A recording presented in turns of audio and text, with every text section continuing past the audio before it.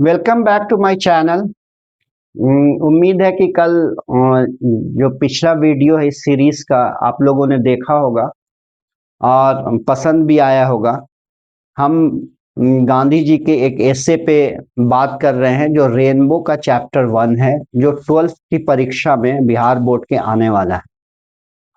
कल के वीडियो में दो गलतियां हुई। एक के मैंने कहा था कि जो ये एसे है वो यंग इंडिया का एसे है, यंग इंडिया में प्रकाशित एसे है। ऐसा नहीं है। ये गांधी जी की एक किताब आई थी, हिंद स्वराज। हिंद स्वराज जो 1909 में गुजराती में प्रकाशित हुई थी और उसके बाद फिर उसका ट्रांसलेशन भी हुआ, वहीं से ये लिया गया है। ये किताब 99 रुपए 100 रुपए में अमेजोन या फ्लिपकार्ट पे आपको मिल जाएगी। अगर फुर्सत मिले तो आप इसको जरूर पढ़िए। गांधी जी आज खतरे में हैं और गांधीज्म पूरा खतरे में है।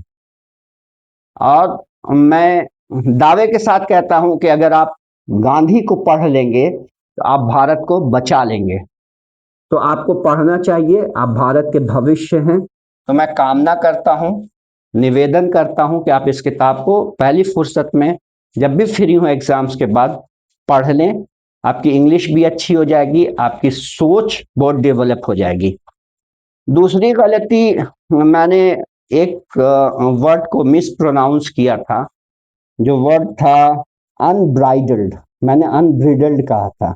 ये ब्राइडल्ड होता है ना। इसमें unbridled means Belgaum.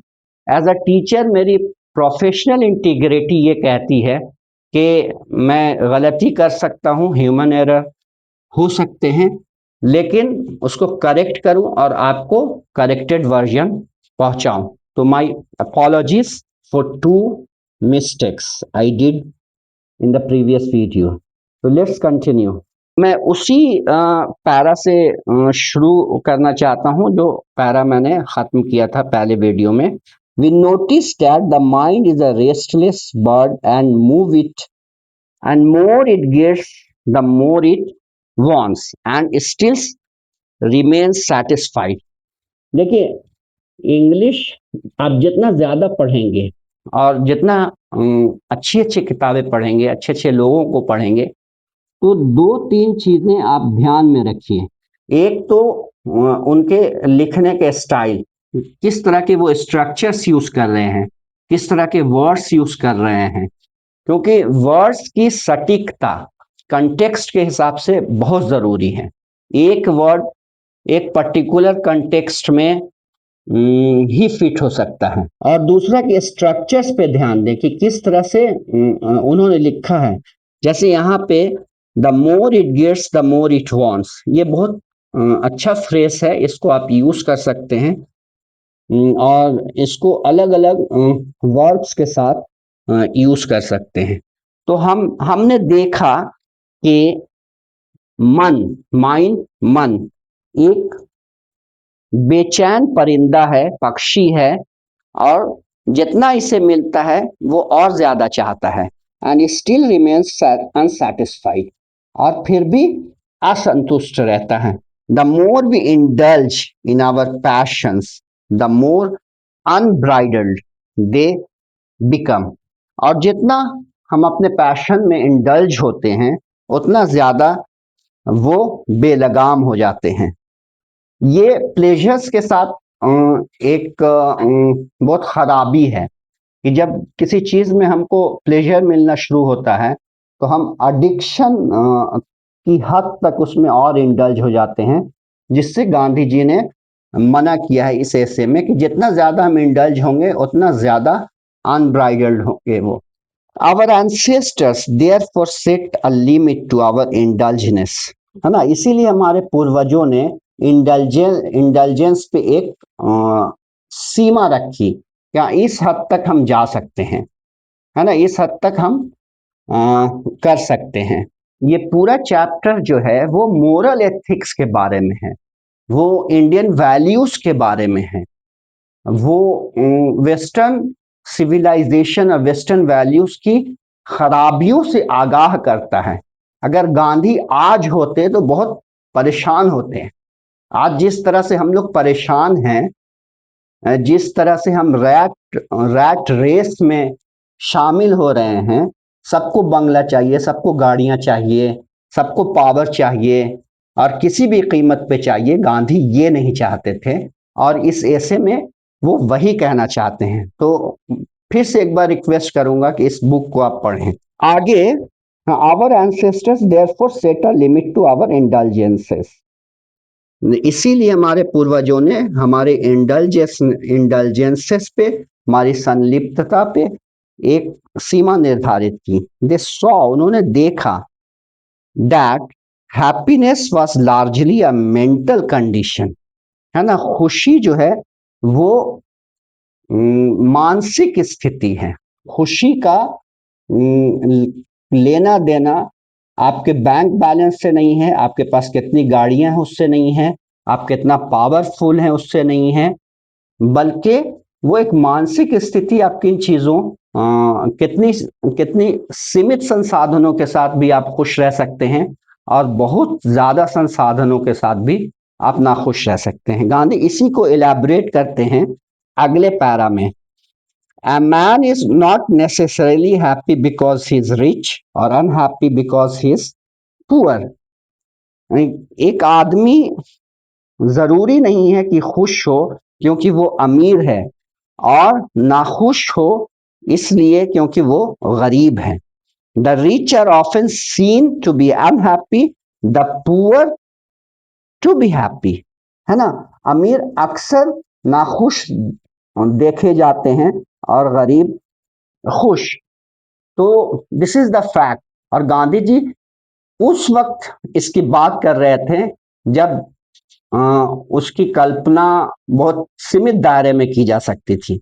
Millions will always remain poor, है ना, मिलियंस, करोड़ों हमेशा गरीब ही रहेंगे। ऑब्जर्विंग ऑल दिस, इन सब चीजों को देखते हुए, our ancestors dissuaded us from luxuries and pleasures, है ना। डिसवेड का मतलब होता है, देखिए यहाँ पे डिसवेड का मतलब होता है मना करना, रोकना, और इसका अपोजिट होता है पर परसुएड। परसुएड जान लीजिए कि डिसवेड का मतलब मना करना और परसुएड का मतलब प्रश्रय देना, बढ़ाना। ओके, तो हमारे पूर्वजों ने मना किया हमें भोग और विलासिता से, कि ज्यादा भोग और विलासिता के चक्कर में ना पड़ो भैया, नहीं तो जिंदगी खराब हो जाएगी। तो ये आज भी कहते हैं हम लोग कि ज्यादा लग्जरीज और प्लेजर्स के चक्कर में अपने मन की शांति भंग मत करो, मन की शांति ज्यादा इंपॉर्टेंट है।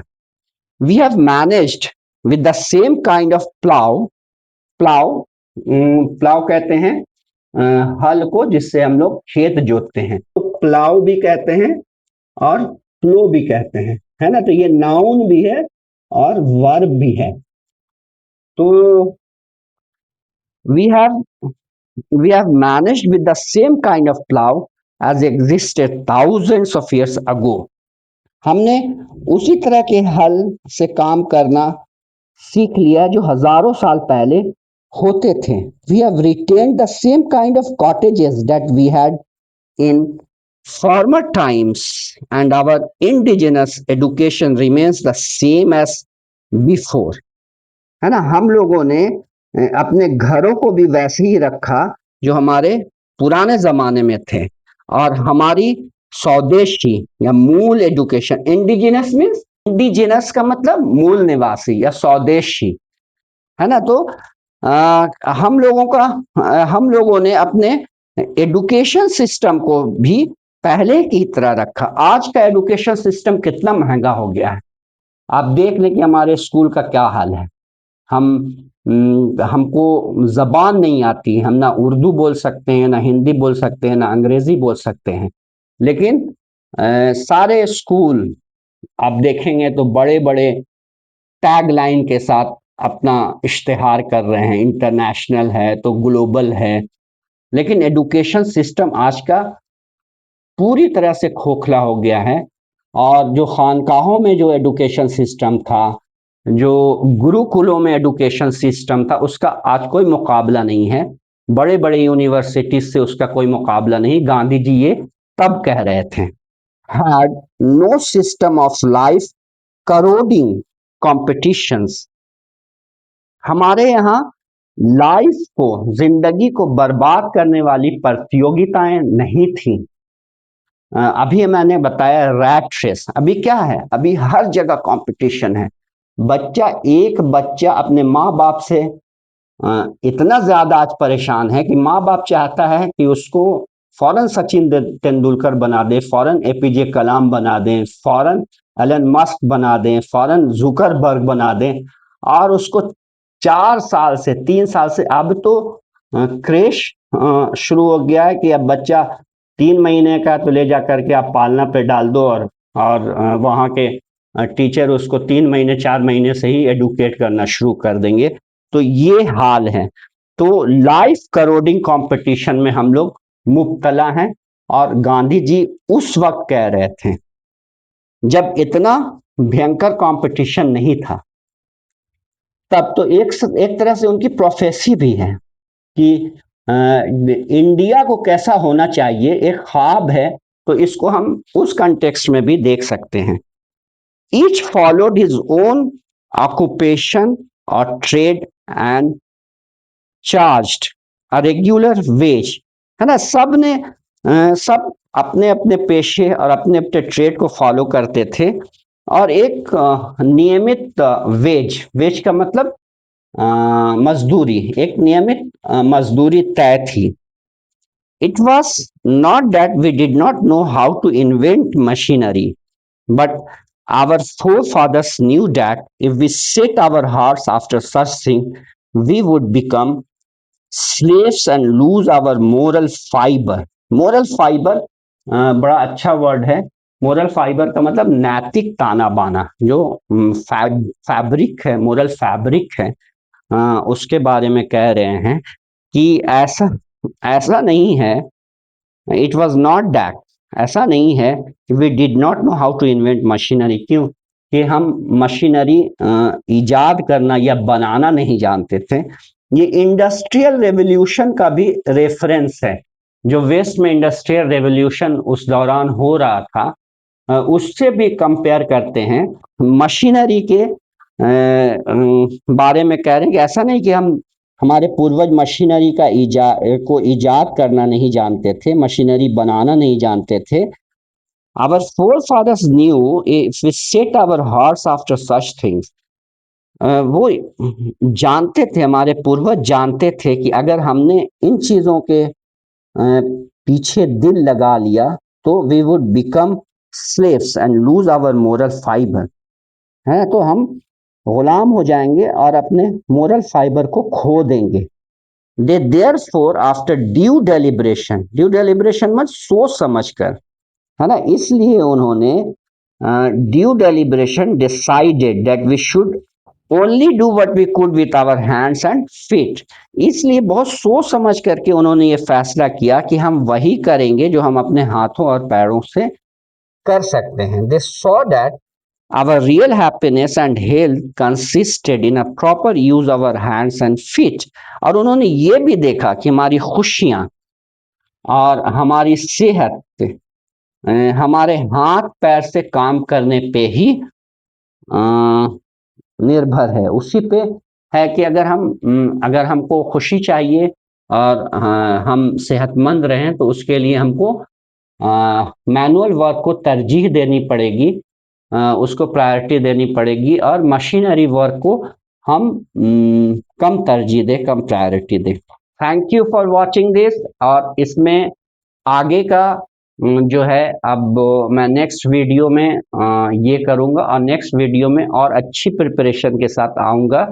और उसमें हम सेंट्रल आइडियाज़ पे ब्रीफ में डिस्कस करेंगे और कुछ शॉर्ट क्वेश्चन आंसर्स करेंगे। उसके बाद फिर हम लॉन्ग आंसर क्वेश्चंस करेंगे। Thank you, bye bye.